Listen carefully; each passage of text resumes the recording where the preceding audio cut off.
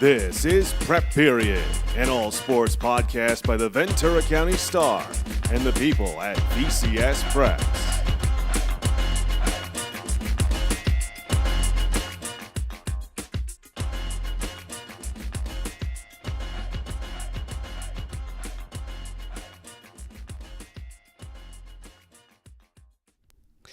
Hello and welcome to episode 16 of Prep Period, the Ventura County Stars all sports podcast. My name is Dominic Massimino. He is Joe Curley. Say that again. I was saying my name. I was mouthing my name. Joe Curley. So it looked like I was saying my name with your voice. Sorry. Spur of the moment, being a nut. Apologies. I'm adjusting your headspace real quick, Mr. Curley. There we go. Take a little step back from your, or a little lean back. There we go. Perfect. So I said before we got on to Joe, we've been doing this for 16 weeks, man. And he gave me some crap because I've said now the last, what is it, the last 16 weeks before I've been like, dude, it's been 15 weeks now. I'm just stoked we've been doing this. It's been pretty awesome. And you know, we got you can bring it up next when we get to 25. Yeah, we get okay. Fair enough. I'll shake on that. You know, we had a great week of sports, but also, you know, we had we got some turkey in our bellies. We got we're a little fatter, a little more time spent with family is always going to be good. Joe, how was your hopefully at least slightly restful Thanksgiving time? You know how it was. Wasn't restful at all, but it was very busy, but glad that it was busy. We've got a lot of work to do. It's a historic weekend for Ventura County football, and I'm sure it wasn't restful for you flying back east, coming back, and hitting it hard, covering a great game in the fog, surviving. It's crazy. We will talk about that game. I ran into when I saw Joe Lamaya, great photographer Joe Lamaya. I crept up on him in the fog on the sideline, and he turns around and he's like, "Dude, I thought you were in Philadelphia," and I was like, "I was like 6 hours ago." Yeah. My mom always gives me crap because she knows now after doing this for 25 years that I leave the morning after Thanksgiving to get back, because whether it was the semifinal weekend or the final weekend, it's always one of the biggest weekends of the year for us. Yeah, it was quite unpopular amongst my family members as well, but that is the job. So a super, super exciting week.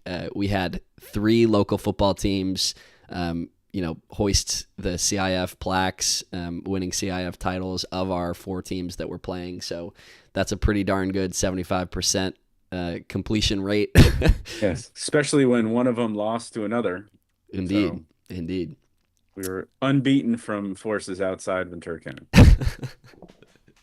So why don't we start up in the highest division that we had, that D3 championship game between Pacifica and Palos Verdes. You covered that game, Joe. Why don't you just walk us through, how they managed to get that win against a team missing their star quarterback? Yeah, so the whole the game itself was kind of altered by the fact that Palos Verdes was without their quarterback, who threw 24 touchdowns and 1 pick all season. So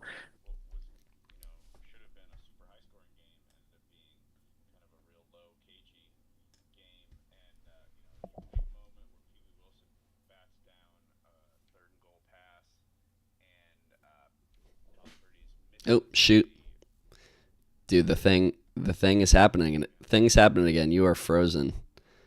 You want to leave and join?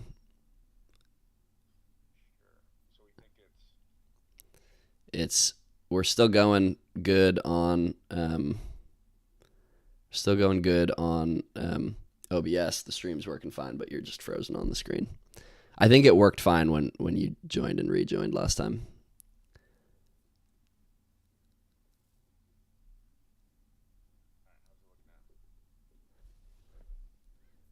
Let me... Yeah, one second.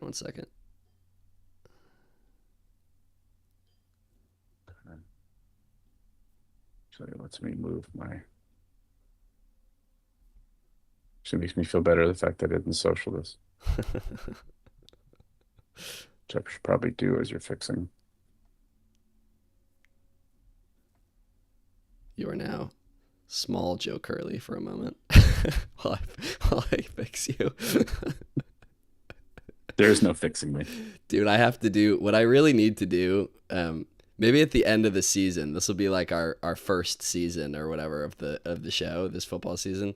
I have to do a blooper reel of all of the technical difficulties with you in various states of Yeah.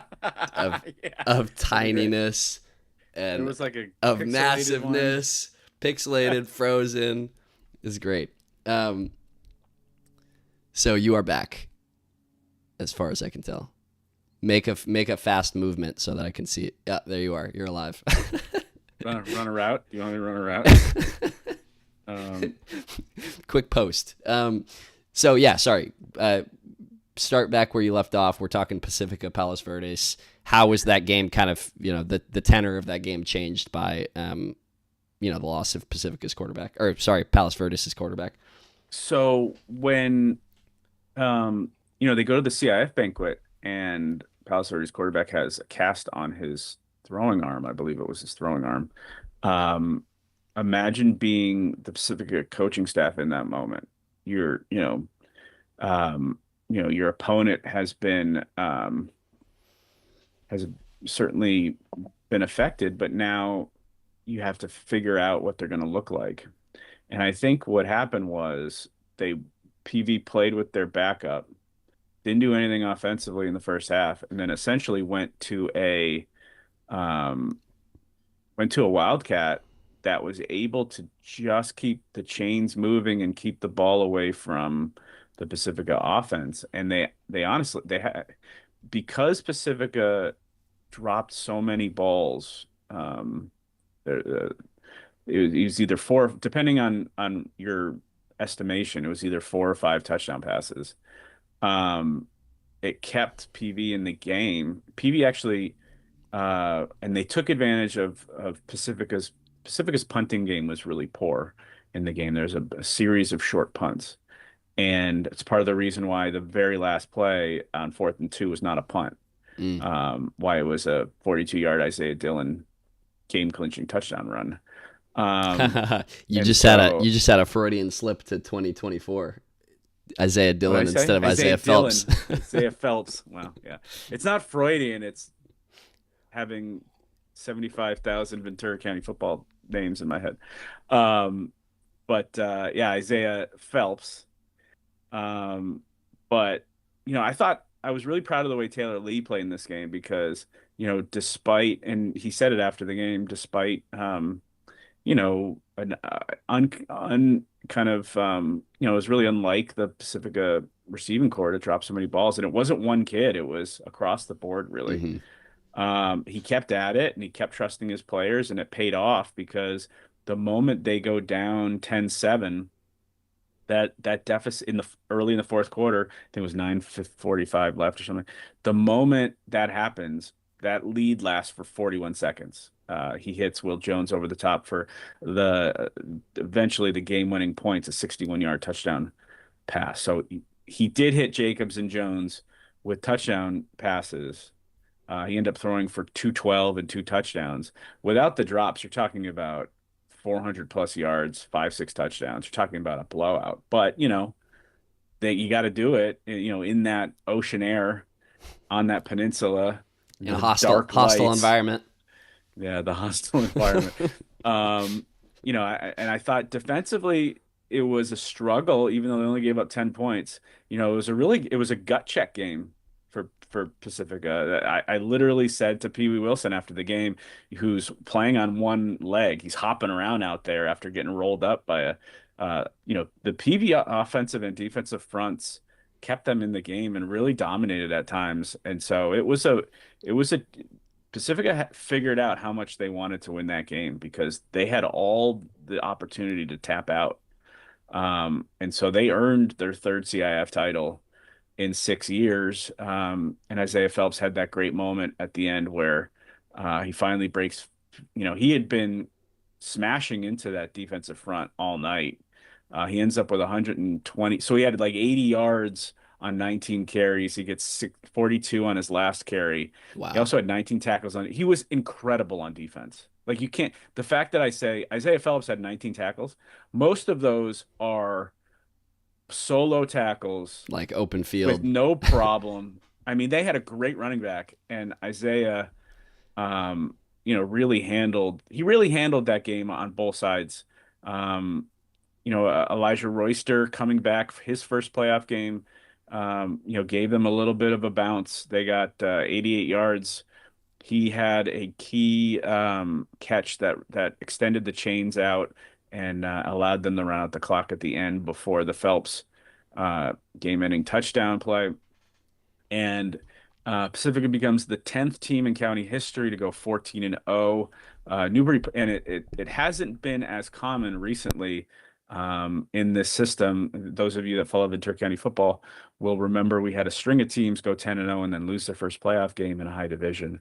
And that was ended last year by Newbury Park, who became the first 14-0 team at the through the sectional playoffs since Westlake in 09.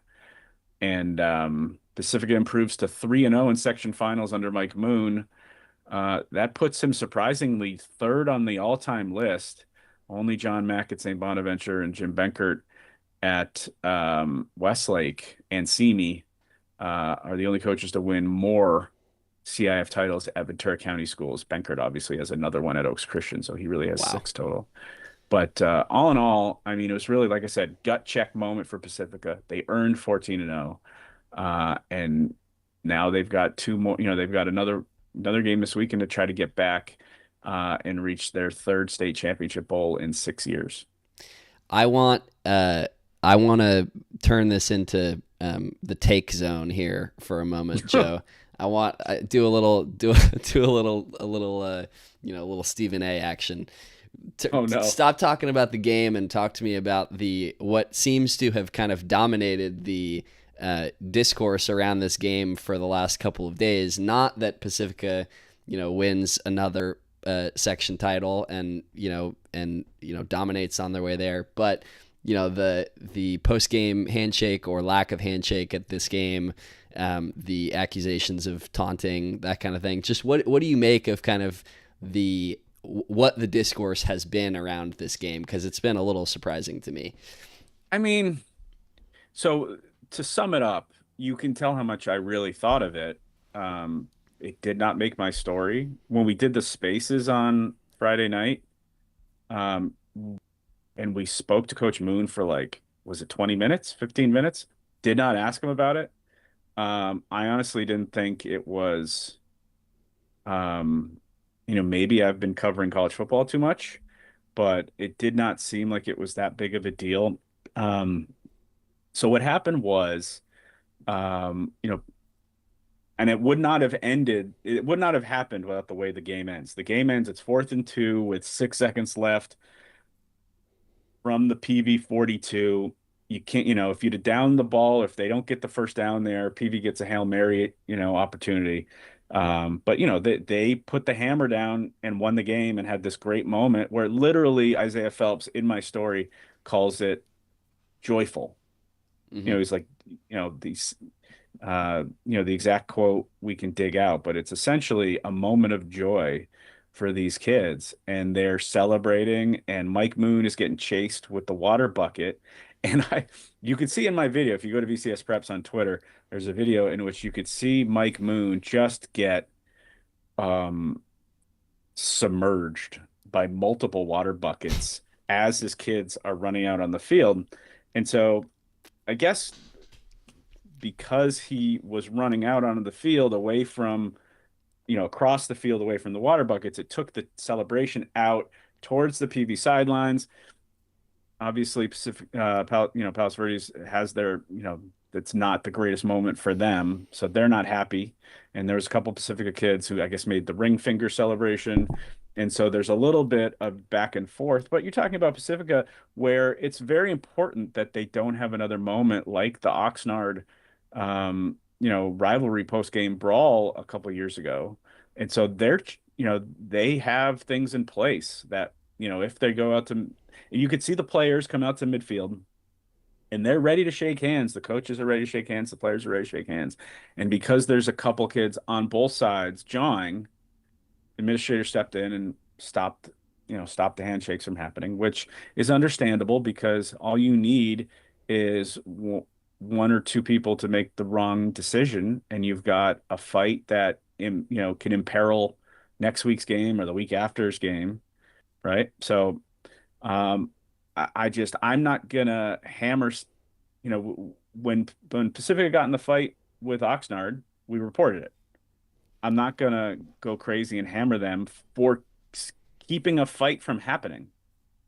So I actually thought it was no big deal. It was I think and Coach Moon had to go on because people in other parts of the region kind of grabbed hold of it and called it classless and called them all kinds of other horrific names. Coach Moon had to go on to Tarek Fattel, former Moore Park College basketball player, Tarek Fattel's YouTube show, to give it a county connection last night after the Ventura County Coaches Association meeting. So he's got a practice. Moon's got a practice to coach. He's got a game to get ready for, to game plan for. He's got a practice to coach. He's got the coaches meeting he's the president of to run. And then he's got to go on and, defend the valor of his program, so it was a very long night for Mike Moon last night, but I thought if you watched it, I thought he did well. And when I spoke to Tarek after, and I mean, I think the bottom line, he said the exact words, that rung true for me, which is that it was a nothing burger. So it's just a couple people with followings. I mean, anyway, I think we can move on to other things, but give me I think you watched it too. I have some thoughts on both sides of it. Part of it is, I mean, okay, so because I want to make sure that I don't sound like a homer, I think being able to, and Coach Moon said this last night on that appearance on that show, like part of him also feels like, come on, we can't just go shake hands.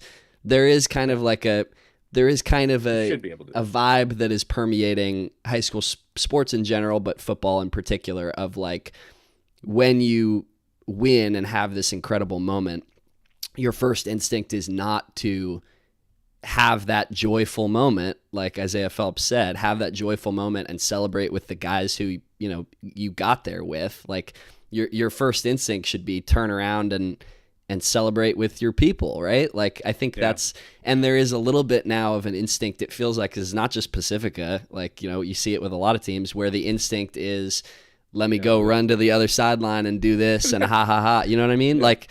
Which is the Fortnite. Yeah. The Fortnite, what do they call that? An emote. Everyone's doing the Fortnite emote. Right. Which is a little disappointing. And so I think it's fair to criticize, respectfully criticize somebody when when you think they didn't win, in a particularly honorful way, if that's a word.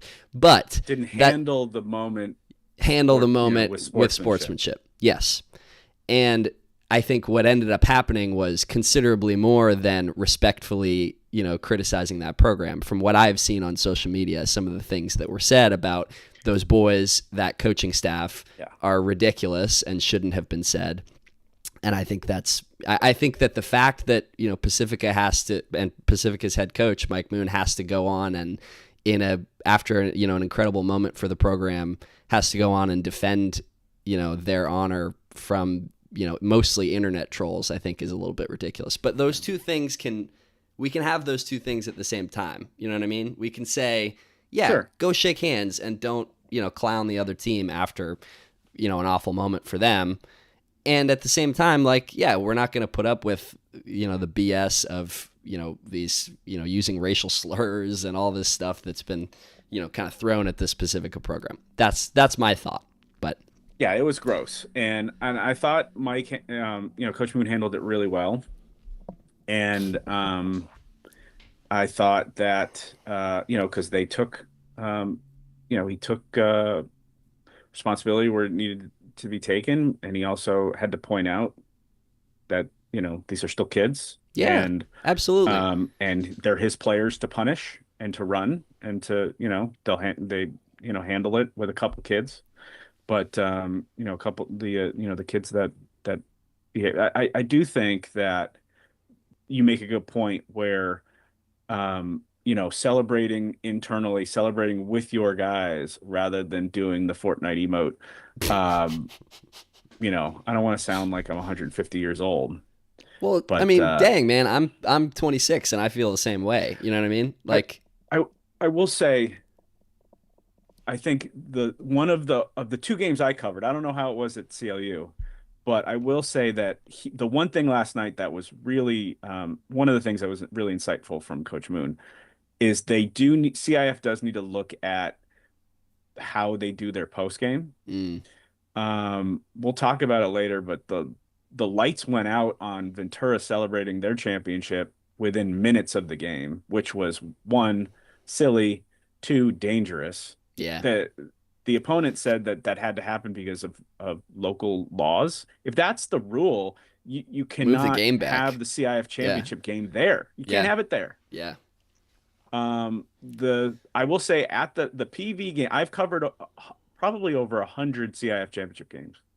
The game at PV was among the least organized CIF championship games I've ever covered. Part of the reason there was no handshake, part of the reason that there was no post-game ceremony was because the organization of it, whether it was the CIF, I don't know who was there from CIF, I did not see them. And I just think overall there needs to be more time given to the post game. You need to have a cooling off period. You need to have time that's planned for for the handshake. You need to have, you know, time for the ceremony. The fact that Pacifica didn't get that moment where they got to raise the plaque, yeah. they were robbed of that. Partially it was their fault. Sure. But that moment did not happen. The moment that the photo that we get, what's the photo we ask, that our photographers to get at a CIF championship is if our team wins, we want the photo of the coach lifting the trophy and giving it. We got that from Ventura. We probably I didn't see Got it it. We from probably Grace. got that from Yeah, Grace. yeah, So Pacifica did not get that moment. So I think we should go back and I like the plan that Coach Moon said that there just needs a little bit more time and more structure. If the lights are going to turn out at 10 o'clock on a CIF championship game, you can't hold the game there. You yeah, can't. yeah. I also do not subscribe to the like, we need to stop having kids shake hands after games. Like, I think that's kind of lame. Just the surrendering to the like, Yeah. the our worst instincts of being like, no, we think that we can't handle shaking hands with our opponent that we just worked hard on the field against. Like, I think that's lame, and I think that we shouldn't kind of let ourselves fall victim to that.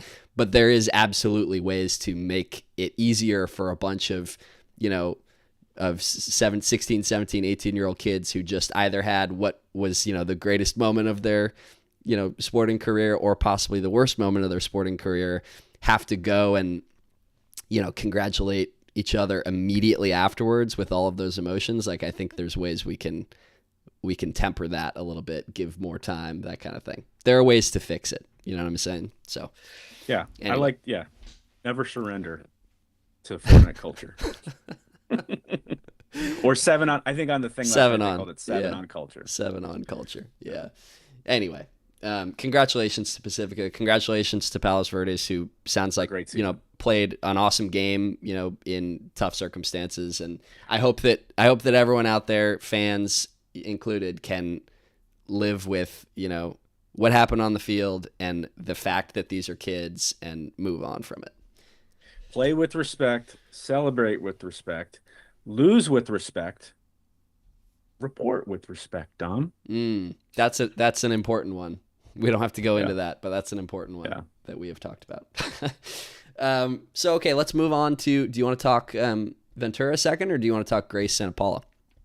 Yeah, let's go to Ventura second because this is one of just one of the great performances in a big spot in in recent county history for and I so let's they played St. Pius the 10th St. Matthias Academy.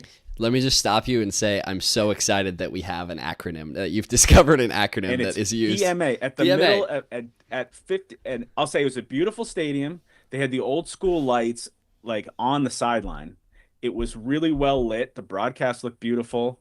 Um, it was all in all, it was a nice place. The Ventura fans were stuck. I was I get there and I audibly laugh because there was buses that went from the what's it called? The bench warmer on Main Street in Ventura. They had Rooter buses go down to Downey for this game. There was more people on those buses than there were seats for Ventura fans in this little. I saw the little. It was like a little league, like baseball bleacher. Yeah, somebody was like, "It's not youth football, dude." But like it was like this little rinky-dink bleacher. And it reminded me of the old days at Larrabee Stadium before they had the new away. Larrabee Stadium used to have like two bleachers, Yeah. the length of the field, where like the visitors were over there just standing. So it reminded me of that. But honestly, the performance should have been at SoFi Stadium. The performance should have been at the Rose Bowl. The performance was absolutely unbelievable. 35-0 in the second quarter. It was 63 points, the most points ever scored in a CIF championship game by a Ventura County team, by a local team. I think it tied the local record. I think Grace scored 63 in an 8-man final once, I think. Previous record was 55, set by Camarillo against TO in the 2015 Northern Division final. They had the record for largest margin of victory in a CIF final among local teams, until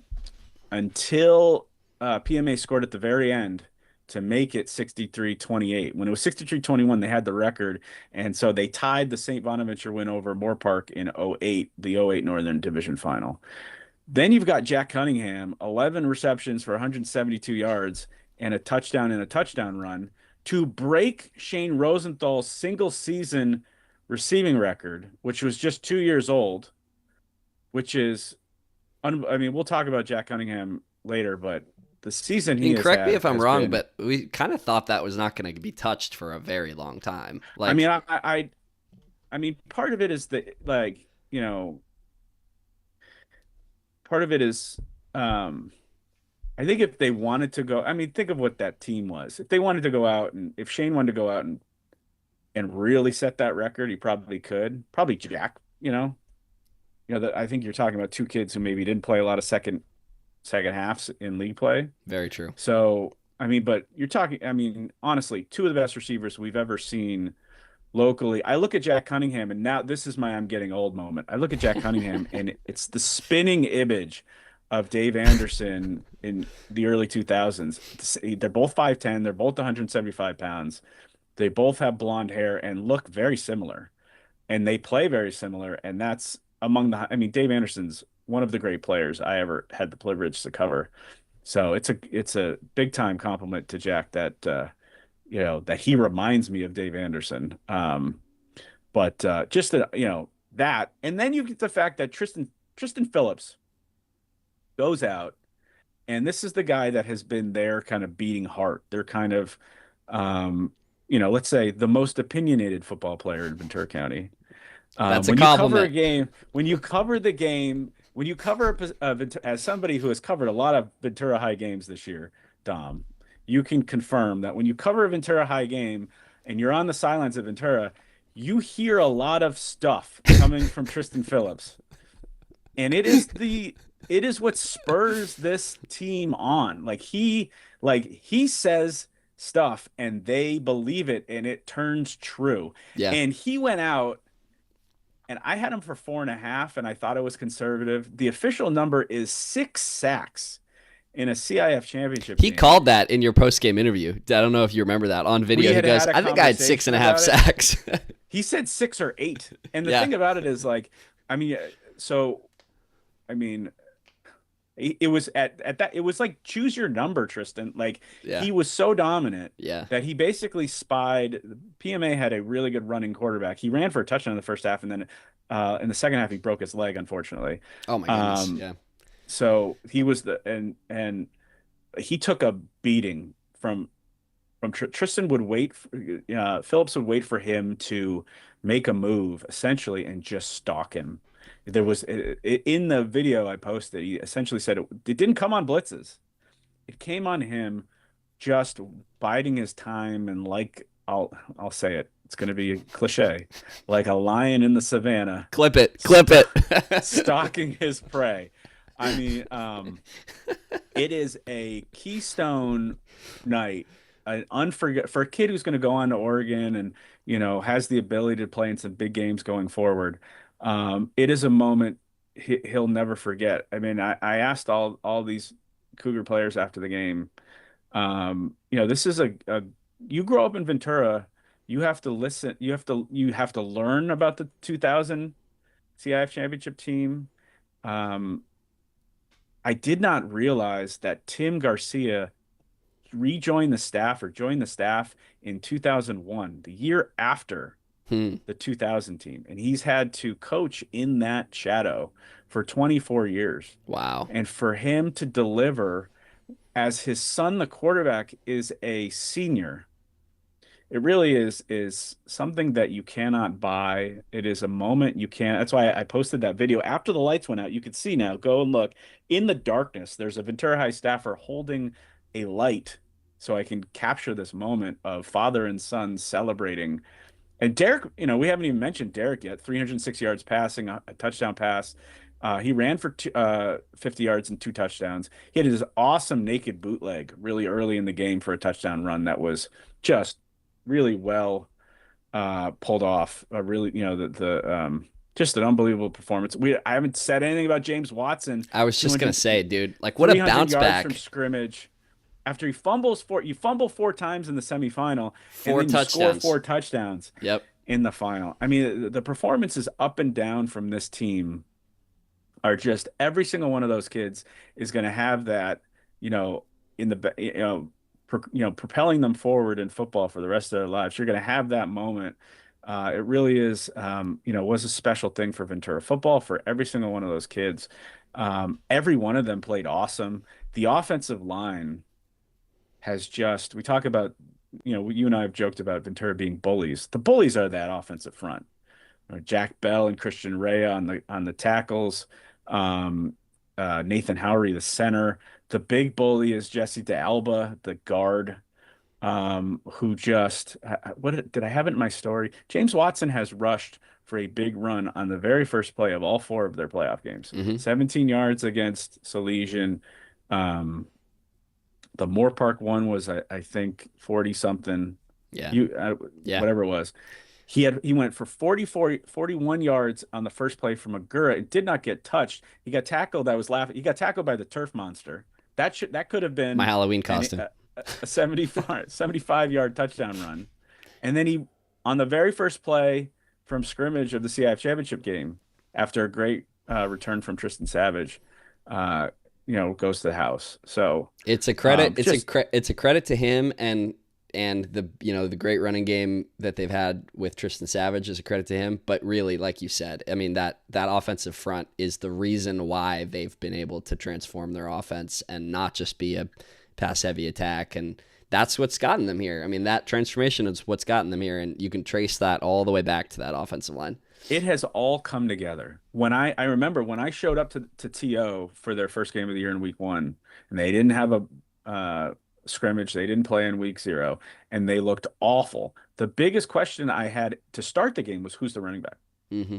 And they've gone through a couple. Savage gave them some huge games, but he's he's a threat. You don't want him to be your main running back because he's such a good receiver, he's such a good defender. Yeah. You can't have him taking that beating. And then Watson, the transfer from St. Bonaventure, gets eligible and has absolutely been I think it was Jack Bell, the tackle, the right tackle, who called him the final piece. And he really has been. He's had an unbelievable playoff. Well put, Mr. Bell. Um, so, I mean, and you look at it, right? We'll get to the next game, but now they've got some momentum, and you're going to go up and play a team that has incredible there's historic implications with this trip to Arroyo Grande for those two teams have played each other 10, 12 times. Derry sent me it. I should dig it up when we get there at the fourth period, but now you're gonna old Ventura heads are gonna have deja vu going up to Arroyo Grande on Friday. That's It's gonna be awesome. so awesome. I mean, I'll actually, you know what, I'll wait. Let me wait Shut till it we get to down. the end period. Shut it down. Let's talk. Let's now get in the fog here. But anyway, congratulations to Ventura. As somebody who picked against Ventura repeatedly, and took a bunch of L's and took a huge L in this game, congratulations. I'll take my beating, and they opened my eyes. It was a joy to cover that game. They kicked. I love it. So yeah, I mean, to the fog we go. One of the craziest weather events at the very least, but craziest kind of venues, settings for such a big game that I have ever covered. I show up at what is it, William Rowland Stadium? Is that what the name of Cal? Roland Stadium, yep. And Which is a beautiful venue, by the way. beautiful. It was awesome, and you're so close to the field when you're in When the you can stands. see I it. love that. But literally, I'm walking in the parking lot, no fog, clear as day. You What? get to the front gate of the stadium and walk in, and you see, because of the lights, you can see it like as soon as you're walking into the stadium. You're at the gate. I'm getting help. I ask for help to find field access, and the first thing I see is just like whiteout. No. There's just a cloud and you turn around, you look behind you. You see people walking in. There's no fog. It was supernatural, very strange. It was like the cloud had just gone over the stadium. Yeah, and it hovered there for the entire first half and most of the second half. It lifted for a moment at halftime, threatened to go away, and then came back down for the second half. Anyway, a remarkable game for Grace.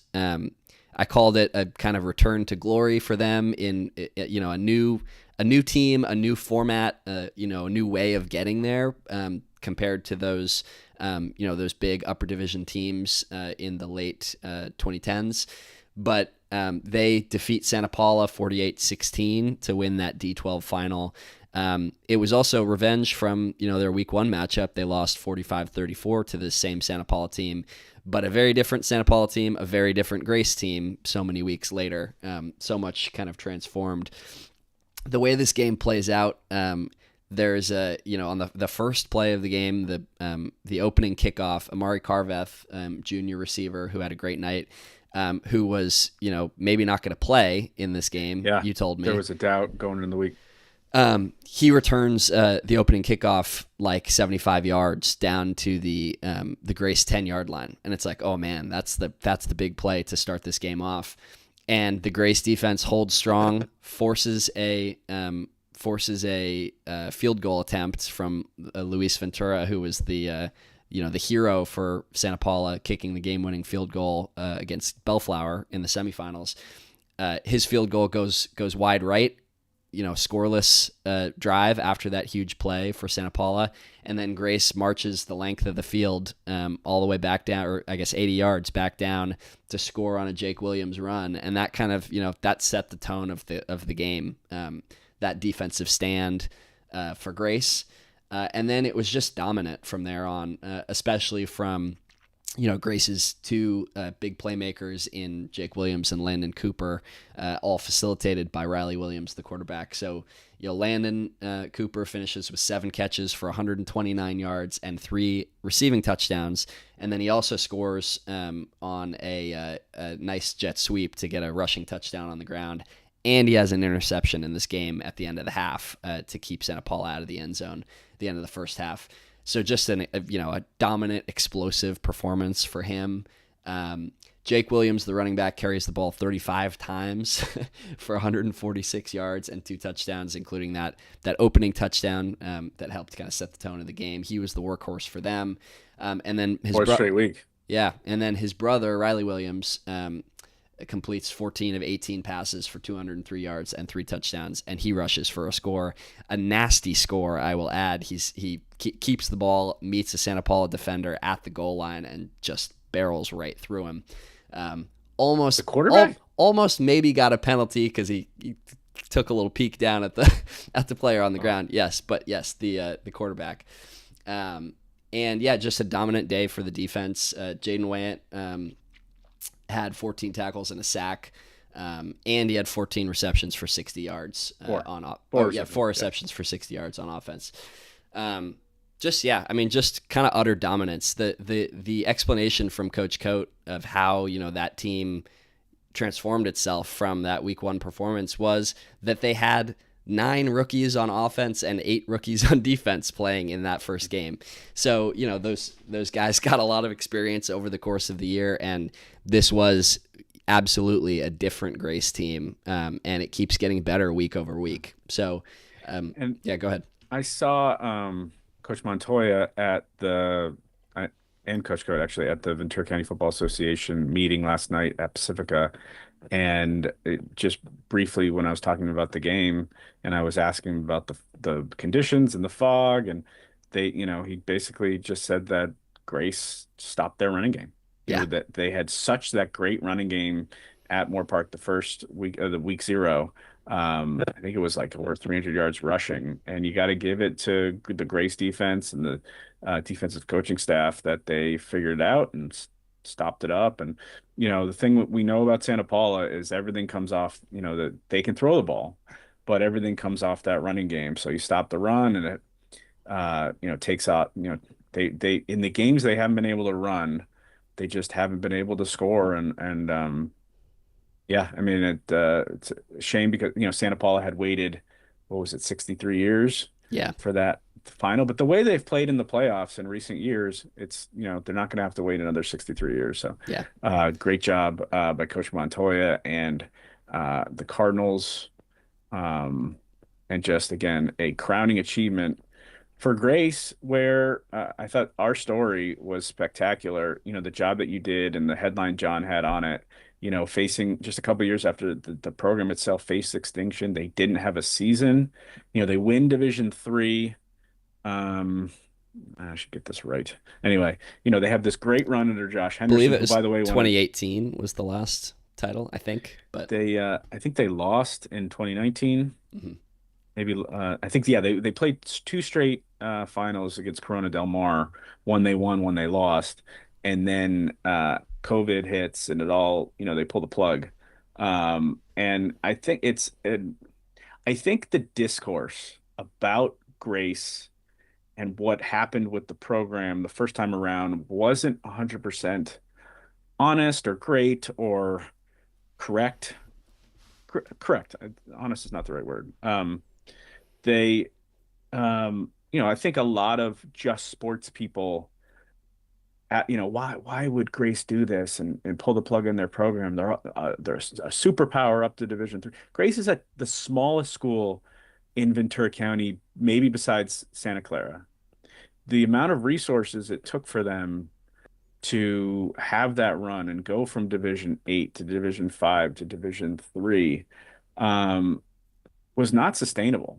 I understood, maybe they didn't handle it perfectly. Maybe it wasn't executed the right way, but it's part of it is the CIF, the way CIF at the time and the playoff system where the better you do, the higher up you get. Especially at that time where you're chasing it year after year, created this momentum where Grace, in order to you get one of, Josh Henderson is a tremendous high school football coach, and every year they wanted to keep being good. It's not, so every year they needed more and more resources. And, let's be honest, the vision played out Grace has shown that they can play at D12, play in the Citrus Coast League, probably eventually in the Tri Valley League, Mhm. and thrive and have fruitful seasons. You don't have to chase and go up. Now I think now that the system is your current year rather than your previous year, I think maybe that fixes maybe that momentum of Grace. Okay, now we're in D3, and so we have to be We even have to, better, and we yeah. need even more money, and we need to put all these resources in, if in order for us to compete. So I think maybe now that you can be what with the system being however you do this year, that's the division you're going to be in. You can choose. It's like, I talked to Coach Smigel this year before the season, and well, you're not going to have Shane Rosenthal this year. You're not going to have all these other kids that graduated. Okay, you'll be a Division 19, and you'll be a Division 17 or a Division 5. You'll be what you are. So I think that the change going from previous year's data to current year's data fix that. So Hmm. anyway, I don't know Wow, if I the rare, does no, that it make sense? does make sense. And it's the rare, I'm realizing as we're talking about it, the rare kind of, positive story coming out of the new playoff system is that there are like, places to find success and, fulfillment in, not to get too It philosophical it in, is better yeah, to use current data than previous year's data. And what I used to always say was don't punish the younger brothers or the younger sisters for the successes of the older siblings. mm, And so I do think it is an improvement to use the current data. And so in that way it's that's success, that has been an improvement in the system. But yeah. So anyway, congratulations to Grace. at the end What of, that at the end of this, oh, sorry, go ahead. go no go ahead. I was just going to say at the end of this first period, it's the perfect time for our Deuces stat of the week before we move on, because our stat of the week is 3 Ventura County teams have reached the CIF state competition, the CIF state tournament in Football. football for the first time ever. We've had 3 local teams do it a bunch, and when Oaks Christian was going every year. But Oaks Christian, as many of you know, is not located in Ventura County. It's on the border. It's an LA County school.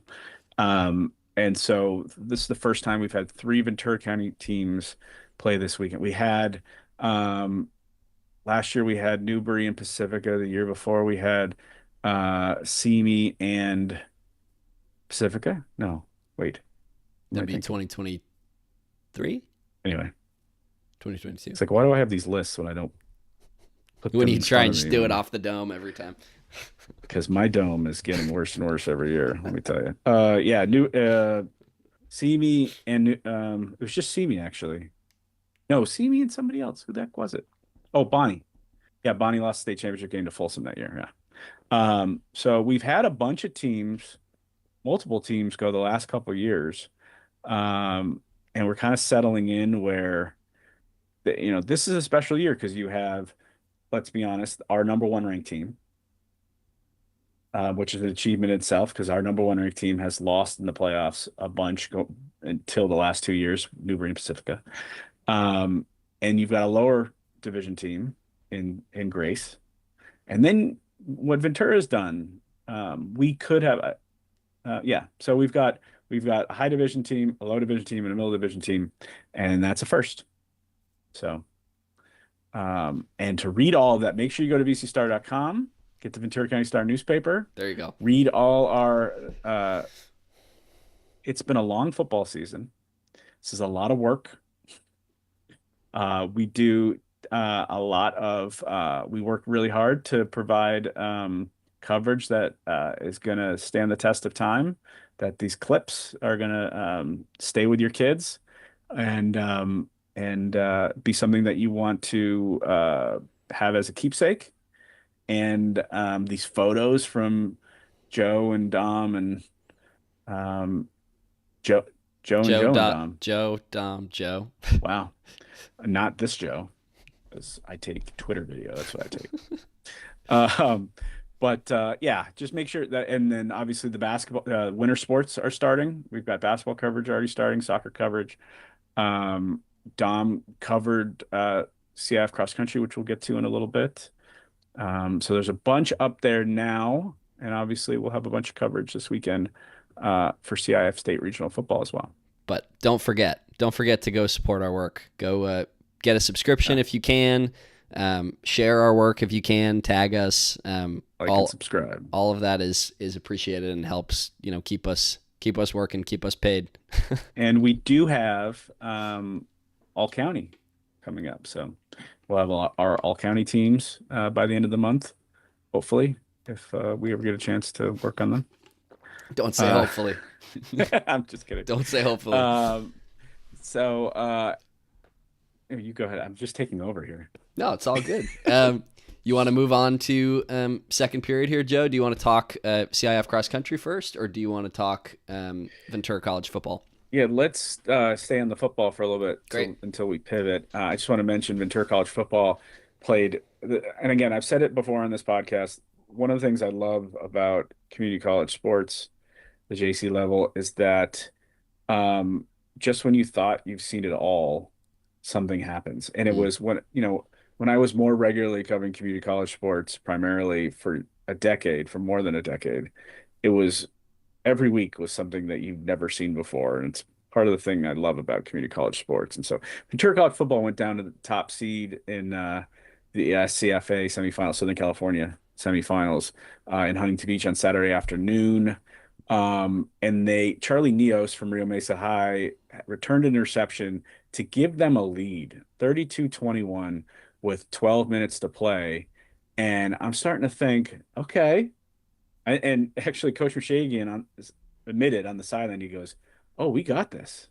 And then Golden West it was like a deluge. It was like, 35 points in 8 minutes, all kind of kicked off by a kick return immediately after the interception return. So it went from 31-21 with 12 minutes to play to 31-28. And then all of a sudden, this Ventura offense that had been going up and down the field all day just could not move the ball. They went 3 and out, and then the next 3 possessions were turnovers. And that is how you go from up 31-21 with 12 minutes left to down 56-31 with 4 minutes to play. My goodness. And I've covered Coach Mishagian for 15 years. I've covered Ventura College football for 25 years. And I could give you a list of the, 10 most ridiculous games because there's so many of them because community college football is hilarious. But he was dumbfounded when I talked to him after the game. I don't think I've ever experienced one quite like that, momentum changing so quickly. I thought he went from thinking, geez, we've got it, to what just happened. Yeah. And it was just, it was community college at its most, community college sports at its most, let's say, devastating or raw or just this, unbelievable. Now, you look at the VC season too, because VC won their first 9 games, and they were the number 1 ranked team with the Golden West in the state. And from there, they let what was the Mount Sac loss? They let like a 17 or a 20 point lead slip. They lose on a 2-point conversion at the very end. They lose 56-55 in a ridiculous season finale. And that's the only reason they're on the road in the semifinal. They would have been hosting it's the only reason they played last week in the quarters. They would have had a bye. If they win that game, they had a bye. They would have been playing Saddleback on Saturday at home. Instead, they're on the road at the number 1 seed. This kind of you could argue, I think Mishagian saw this as the CIF, as the SCFA championship game. You're mixing. We got Moon's making an appearance. Yeah. I'm losing it. But all in all, they had the 9-game winning streak to start the season. They shared the Northern Conference again, the championship. They delivered the first home playoff win in over 100 years of the program's history. So all in all, the 10-2 season is a very memorable one. But I thought it was a very poignant interview with Mishagian after the game. It's a very poignant quote. When you look at the whole body of work, you can be very proud of this football team and what they did. but it was a hard way to go out. And, I think, community college sports gets kind of, second, gets short shrift, it gets lost with the big time college. I always tell the Oh, kids that move on from our oh. kids that go to high school. Did I lose you? No, I can still We hear did. you. Weirdly, you're frozen on the screen, but I can still hear you. Oh, oh yeah, I'm frozen on the screen. Anyway, the Finish I finish always your tell thought, and we'll we'll fix it. reattach you. The the way I always tell our kids who graduate and move on to Moore Park or Ventura College that community college football, especially at the levels that VC and Moore Park play, is much closer to Division One football. As somebody who covered Division One football for 10, 15 years, um, it's it's closer to Division One football than it is, high school or the lower levels. Yeah. It's not just like one step up; it's multi steps up. So, It's like that great um, Brian Scalabrine quote, "I'm closer to LeBron than you are to me." that's right. It's true. That's it. Yeah. If you've ever seen the whole when he challenged anybody who wanted to challenge him, and he won like 75 straight one-on-one games just to prove to everyone that the work At like the one of the Y worst or players in the wherever. NBA. Yeah. Oh, it was so great. It was a local radio station in Boston that did it. Uh, it was like the Scal Challenge. Oh, so anyway, we're getting off topic. Sorry. Let's fix my camera and then move on to cross country. But just congratulations to Ventura College and Moore Park College for fantastic football seasons. It's a tremendous product. Going forward, if you're a football fan of Ventura County and you haven't been to the Sportsplex or to Griffin Stadium for a community college game, you absolutely have to get out there because it is super fun. Yeah. You got big time And college football in your backyard. Don't forget and it. you never know. Like I said, you never know what's going to happen. That's the best part. Turn your video back on and see if that fixed See it. if it. Nope. No, Right no. back. Are you sure? I think it looked like it Yeah, was. it's No, it's working. oh, That's our fix from now on. You literally just do that. hold on. So that's awesome. Don't we know that for technical problems you always have to turn it off and back on? Have you tried hitting your I mean- computer really hard? Yeah. So yeah, let's all right. jump to CIF State Woodward cross country. Yeah, Woodward Park, historic Woodward Park in Fresno. Yeah, coming off of a pretty exciting Southern Section finals for locals that did not include any winners. That was kind of a big storyline from last year after we had many CIF title winners and CIF State title winners last year. The question was just going to be how were local runners and teams going to fare against an even larger group of competitors at the state meet, and we ended up getting a couple of really awesome storylines that were not wins, but record setting and record breaking performances in non-wins, which is kind of exciting and interesting. So Alo Curtis of Ventura, the senior who's had just such a phenomenal season, really stepping into the shoes left, the massive shoes left by Sadie Engelhart, who's now at NC State. She national champion. Yes, she was the fifth runner for NC State for the Wolfpack's NCAA title championship team on the course this fall. But Alo Curtis finishes runner-up to Summer Wilson of Irvine, the same runner who defeated her for the CIF Southern Section title by about a minute a week before. Summer Wilson goes and sets the all-time course record, 16:20, the fastest time ever run at Woodward Park. And Alo is 15 seconds behind her in 16:35, which was at the time the third fastest time ever run in meet history, regardless of division. So just an incredible run from Curtis. She goes ahead and it ends up being the fourth fastest time after the Division I girls race. Another girl runs ahead of that time, but she goes and takes the lead ahead of Wilson at around the 2K mark, makes a really gutsy move. It's around the same part of the course that she made her move to defeat Summer Wilson at the Clovis Invitational on the same course earlier this season. and she just runs out of steam in that last mile, gets taken down by Wilson. But an awesome race. She gave a lot of credit to Summer in my interview with her. She said, yeah, just, I mean, an awesome race. Hard not to be excited about, helping, make history with both of those runners, a huge personal best. And she punched her ticket to Nike Cross Nationals, the premier So cool high school cross country national championship event at Glendevere Park in Portland on the 6th. So that'll be Saturday.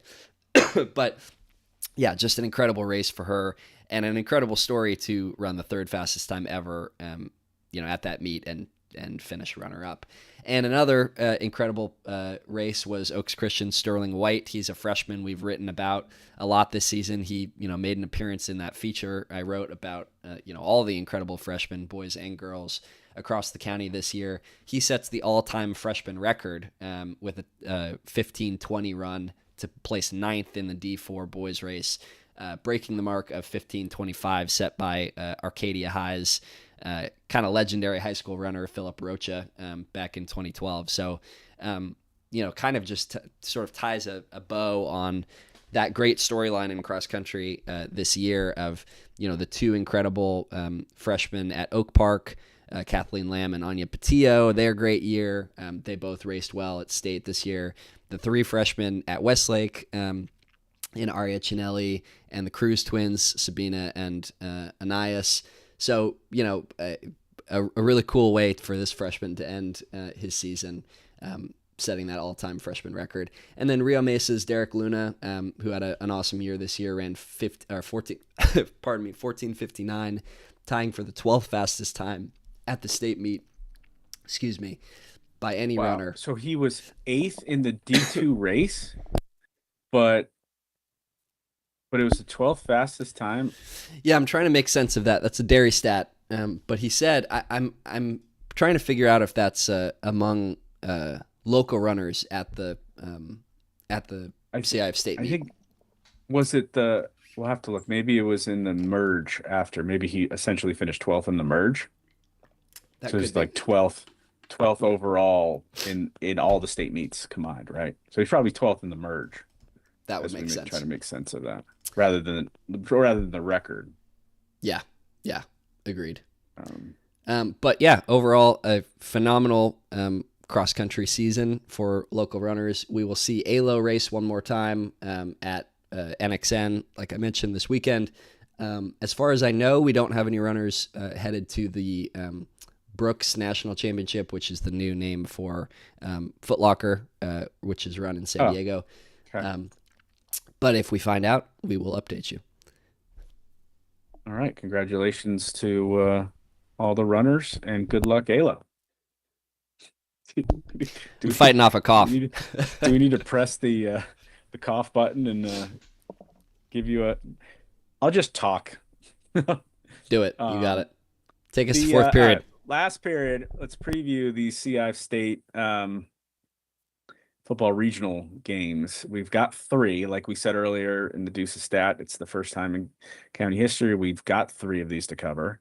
The schedule is Ventura at Arroyo Grande in Division 3 AA on Friday. And then Pacifica travels to El Cajon Granite Hills in Division 1A on Saturday. And there is a home game at Moore Park College. Grace School will host Morse of San Diego in the D6A game. So there's your schedule. I'm just going to take these one at a time here from highest to lowest division. 14-0 Pacifica, first time for that. They get a chance to be 15-0 for the first time. They're playing this is their third CIF State regional game. They beat Birmingham in 2019 before they won the state championship. And then they obviously, in a game Dom covered, they beat Narbonne at home last year. Mm-hmm. Coach Moon thinks this is the longest road trip in program history, which makes sense. It is the state regional, going down to El Cajon. And we've learned that Granite Hills, who, by the way, beat the Lincoln team that just edged Newbury Park in the D1AA state regional last year. It's a Lincoln team, by the way, that Pacifica has scheduled a home and home series with over the next 2 years. So Pacifica will play one of the best teams in San Diego, one of the best teams in the state the next 2 years. That's that Lincoln High team from San Diego. They'll also, a little bit of breaking news I tweeted earlier today, are going to play Sierra Canyon next year as they supercharge their non-league schedule. But back to this season, not next season. Granite Hills was down 14-0 to Lincoln, came back. I watched the highlights of this game earlier today, and they came back to win their fourth straight San Diego State section title. They went D2 in 2022, the Open Division in 2023, and then D1 the last 2 years. They are the 2022 Division 2A state champions. They've lost at this stage, the state regional, the last 2 seasons. They lost to the Edison team that beat Simi Valley in the D3 final last year, 34-28. That was the 1A. So that was the same stage, same division last year. So they're back second straight year in a row. They're in this game. And they also lost to Mission Viejo the previous year in the 1AA. So they got, Pacific is trying to give them 3 straight losses in the state regional. The guy to look out for, the quarterback, Zach Benitez, threw for 3 touchdowns, almost 300 yards. They had a receiver who went for 142 yards. I think I talked to Coach Moon, initial thoughts were they're a really good team. It's going to be a game that they have to play well in to compete. And, Pacific is going down on a business trip trying to advance to the state championship bowl for the second time in second straight year and 3 times in 6 years. So, but it's this level challenge. Yeah. I mean, you have a little bit of, as you always have at this point of the season, you have a little bit of injury stuff. You have, Pee Wee has that ankle injury this game that he'll be dealing with, but pretty good spot to be in, getting Elijah Royster back. He's back on the field. You expect him to be better this week than last week. Exactly. He wasn't exactly back last week, but he gave them a little bit. Yeah. Gave them some important, plays. You have Taylor Lee, you have Isaiah Phillips, you have your key playmakers seem to be firing on all cylinders. They seem to be positioned well to go and win this game. Yeah, that game's going to be on sport. For those of you who don't want to drive to San Diego Saturday night, that game is going to be on Spectrum Sportnet and I think Spectrum News Channel. Those of you that have Spectrum will be able to watch that game. I think it's also on NFHS, I believe. Those of us that have NFHS. And then the game that really, for the you're psyched about this game. Older people who love Ventura County football, there was a tweet that's like a Arroyo Grande upset Bakersfield, and I think Cal Sports projected this game, and chills went through my body. It was the 25 years ago, in the midst of one of the most famous seasons in Ventura County history, the Tyler Ebel season, when he broke the national rushing record, the national touchdown record, in what was just just an unbelievable season to come for. That was my first year covering high school football in California. Well, in Ventura County.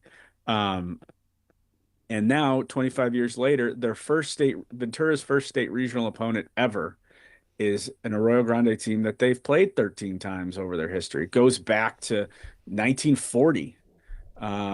They played in the playoffs in 99 and 2000. Arroyo Grande used to be a Southern Section team. It used to be, a team that our teams played relatively often. Newbury Park has played Arroyo Grande the last 2 years. So this team, Newbury Park beat both these teams this year. They beat Arroyo Grande 28-27 on August 28th. They beat Ventura 43-28 on September 26th. And obviously it's Ventura won the CIF championship game, the Division 4 game back in 2000, 35-14 behind Tyler Ebel, his over 200 yards rushing in the second half. You have to mention Billy Griffin, the center who went to Florida, was such a huge part of that team, much in the same way that Jesse DeAlba is a huge part of this rushing, game. That whole offensive line. It's the reason why Ventura has been running the ball so well in the playoffs. Um, both of these teams, AG was traditionally a wing team. Paso Roll was a lot of up there. It was a lot of wing tees type of stuff. Um, but it looks like they throw the ball now because both teams are led by star receivers. Obviously, we know Jack Cunningham, who's on the cusp of becoming just the 12th 2,000-yard receiver in state history, according to Derry. I think that's right. And Arroyo Grande's got Caleb Clark, who had 5 catches for 144 yards, including a 83-yard touchdown. Oof. He also ran for 2 touchdowns. Um, oh, that was in their previous. Anyway, that was as a junior. This week, he had 2 touchdowns, um, and 3 catches for 132 yards in the Central Section Division II final. In overtime, AG upset host Bakersfield 23-20. You see those numbers of his touchdowns last week came on receptions of 56 and 47 yards, and you think deep ball threat, you think big play, potential, down the field. But then you think about those same numbers kind of being applied to Jack Cunningham and the way that they get him the ball. You wonder kind of as somebody myself who has not seen Clark play, has not seen film on him, I'm curious if he is in the mold of, Jack Cunningham in terms of kind of yards after the catch potential versus being more of a, receiver down the field kind of, threat. But curious to find out. As I pull up highlights. I have to say, one thing we have yet to mention, and it happens traditionally, before a lot of the Central Coast schools pulled out of the Southern section and went to the Central section, which was about a decade ago. Our teams would go up there and play on grass, and many would play on grass for the first time. This game is on grass. And I asked Tim Garcia the last time Ventura High played on grass, and he told me maybe 2018. I think it was it was basically they haven't played on grass since the Oxnard schools put turf in, which was the pandemic, I think. So, maybe about 5 years. So that is not an insignificant part of this game that all of a sudden Ventura is going to be playing on a surface that they're not used to. Yeah. And it's not like Grace, where Grace played that semifinal in the mud. Grace is a team that practices on grass every day, even though they don't play on it at home. So kind of an interesting little sidelight to see what happens. See if these Ventura kids can still play on grass like back in the day when Tyler Ebel was running through a dust bowl at Larrabee Stadium. That's why we have so many artificial turf fields, because the combination of youth football, high school football, and then JC football, just tears college it football, you didn't have a field by the time you got through September. So, now, we have, these services last all season, but it does mean that you're going to be doing something different this week. So it'll be interesting to see if they can maybe go over the baseball field or go to a park. I'm sure they're practicing somewhere. Keep an eye hopefully out. They practice on grass this week. Yeah, maybe you'll see Ventura High football practice out at a park near you. And then I imagine you're going to have a bunch of buses from the bench warmer, head north up the 101. Ismo, slow, man. I was going to say in the beginning, right? I love making those trips to the Central Coast, grabbing a tri-tip, having a Santa Maria tri-tip, or there's something really special about making that road trip. I remember covering the Newbury Park CIF final at Paso Robles about a decade ago. That game was on grass. There's no way Newbury Park loses that game if that game's on grass. So it's a little bit of an equalizer. And I guess the field looks to be in good shape. So maybe they didn't play a home game when we had the rain, the quarterfinal rain night, but the grass looks in good shape, but it's still a different surface. So, fascinating state regional for Ventura. And then our final regional bowl game 11-3 Grace is going to host Morse of San Diego, which I believe we have determined is a city section team down in San Diego. Or it's a city. It's a San Diego team. They just have San Diego They don't have a section, city. Yeah, they don't have a city section, Yeah. but yes, they're a city team in San Diego. They're hosting at Moore Park College for the Division 6A, bowl game, SoCal bowl game. We don't know a ton about Morse, but what a slight perusal of their max preps, certain things pop out to you. Certain things like 5'9", 155-pound senior Superior Garor. I believe I'm pronouncing that last name right. If not, Superior, if you're watching this, apologies. But I will not say that we're unfamiliar with your game, because we've looked at your stats. This kid has 35 total touchdowns on the year. He leads this Morse team in rushing yardage, rushing and receiving touchdowns, interceptions with 6, forced fumbles. He's second on the team in tackles, second on the team in receiving yardage. So he does just about everything for this Morse team. We read a gamer from, what was it, from last round or from earlier this playoffs. No, it was the CIF championship game. Yeah, talking about, a quote from the opposing coach talking about how they loaded up the box to stop him, and he would just make a jump cut and be behind that defensive line. Yeah, so the quote was like, "You can't teach that." You can't teach that. So they will have Grace will have an explosive playmaker to deal with. It sounds like on both sides of the ball. We were talking before we got on. It sounds slightly different position. I mean, he's a threat in the passing game too, but it sounds like he's mostly a running back. But a similar kind of player as Landon Cooper, somebody who can just be crazy explosive and change the game on offense and defense. And so that'll be a fun matchup to watch. And the headlines write themselves, right? The San Diego Union Tribune headline from their, from their Division 5 San Diego City section or San Diego section championship game was "Superior effort pushes Morse past Hoover." Yeah, I mean, it's just Ventura County parents start naming your kids crazy stuff like that, and we promise to write some cool headlines. I mean, it's awesome. I love that name. It's fantastic. All right, we're at an hour 18, Joe. You want to quickly tell the people about the All-Star game, and then we'll get out of here? All right, let's get out of here. But December 20th, for the first time in 50 years, Ventura County is going to have its own Ventura County All-Star team. We did for 50 years the All-Star game where East played West. Can you tell my son just got home from school? So the National Football Foundation All-Star Game last year, Ventura County shared a team with LA County. This year, it'll be Ventura County against LA County. And that game is December 20th at Simi Valley High. It's going to be coached by Gura coach Dustin Croik. I hear Gavin Gray is going to play in it. We're going to have a bunch of our great players playing in it. So get your tickets. There's also the flag game, which was really well attended last year. We will have more information on that. It was awesome last year. That game was awesome. So get out to Simi Valley, do your Christmas shopping early so you don't got to go Christmas shopping December 20th. December 20th, you're going to be watching football at Simi Valley High School. Awesome. Got anything else left to plug, Joe?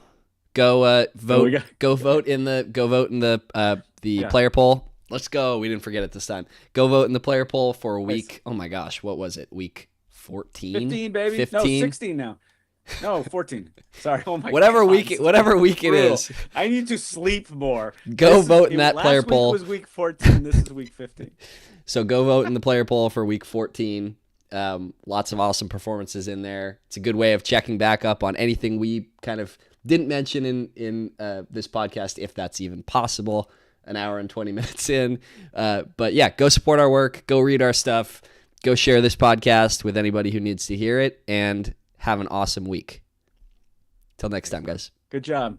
Nice work, Tommy.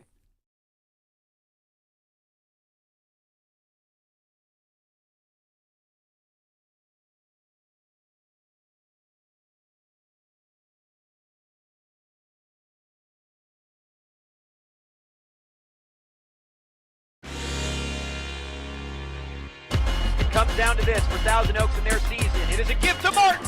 Martin gets the first down and more. It's a nice little screen to the left-hand side. One play, and see ya later. Caldera dives into the end zone. Touchdown, Oxnard. What a fitting way to end that run. He's at the 40.